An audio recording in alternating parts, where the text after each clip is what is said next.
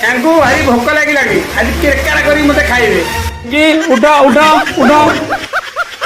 ସାନ୍ତାଣୀ ମୁଁ ଶୋଇକି ଉଠିକି ଅଳସ ଭାଙ୍ଗୁଛନ୍ତି ଓ ପୁଣି ଦେଖନ୍ତୁ ମତେ କଣ ଅର୍ଡର ଦଉଛନ୍ତି ଟିକେ ଶୁଣନ୍ତୁ କଣ ଅର୍ଡର ଦଉଛନ୍ତି ହଁ ଖାଇବ ହଁ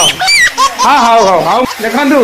ତାଙ୍କୁ ଭାରି ଭୋକ ଲାଗିଲାଣି ଆଜି କେରକାର କରି ମତେ ଖାଇବେ ତମେ ରୋଷେଇ କରିବ ତ ଅଣ୍ଡା ମୁଁ କରିବି ଦେଖନ୍ତୁ ମୁଁ ଆଜି ଅଣ୍ଡା ରୋଷେଇ କରିବ କେମିତି ଲାଗେ ମତେ କହିବ ଆଉ ମୁଁ ଆଜି ଆରମ୍ଭ କରି ଷ୍ଟାର୍ଟ ଗୋ ଆଳୁ ପିଆଜ ଆଳୁ ଚୁଙ୍ଗି ନାଗରେ ପିଆଜ ଚୁଙ୍ଗି ନାଗରେ କାଟିଦେଲି ଅଣ୍ଡା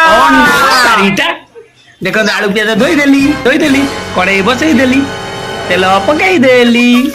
ଏ ହୋ ଆଗ ପିଆଜ ପକେଇଦେଲି ଭୁଲ ହେଇଗଲା ତେଲ ତାତିନି ପକେଇଦେଲି ସରି ଏବେ ପୁଣି ପକେଇଦେଲି ଦେଖନ୍ତୁ ପିଆଜ ଆଳୁ ଘାଣ୍ଟି ଦେଲି ଲୁଣ ସ୍ୱାଦ ଅନୁଯାୟୀ ପକେଇଦେଲି ପକେଇ ସାରିଲା ପରେ ଚଟୁକୁ ମାରିଲି ଏବେ ହଳଦୀ ପକେଇଦେଲି ହଳଦୀ ପକେଇ ଦେଇକି ଚଟୁ ମାରିଦେଲି ଚଟୁ ମାରିଦେଇ ବର୍ତ୍ତମାନ ଅଣ୍ଡାକୁ ଟୁକୁଡ଼ା ଟୁକୁଡ଼ା କରି କଟରା କରି କାଟିଦେଲି ଦେଖନ୍ତୁ ଅଣ୍ଡା ପକେଇଲି ପୁଣି ଆହୁରି ଗୋଟେ ଅଣ୍ଡା ପକେଇବି ଅଣ୍ଡା ଗରମ ଗରମ ଅଣ୍ଡା ଦେଖନ୍ତୁ କେମିତି ଫଟେଇକି ପକେଇଲି ଅଣ୍ଡା ତାପରେ ଘାଣ୍ଟି ଦେଲି ତାପରେ ଲଙ୍କା ଗୁଣ୍ଡ ପକେଇଦେଲି ଆପଣ ଦେଖିପାରୁଥିବେ ଭିଡ଼ିଓରେ ଏବେ ମିଟ୍ ମସଲା ପକେଇବା ମିଟ୍ ମସଲା ପକେଇଦେଲି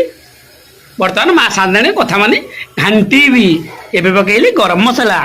ଏବେ ବର୍ତ୍ତମାନ ମିକ୍ସ କରି ଘାଣ୍ଟି ଦେବି ମୋ ସ୍ତ୍ରୀ ପାଇଁ ମୁଁ କରୁଛି ଆଜି ଆଉ ରେଡି ହେଇଗଲା ଆମ ଅଣ୍ଡା ଭୁଜିଆ ବର୍ତ୍ତମାନ ଥାଳିକି କାଢିଦେଲି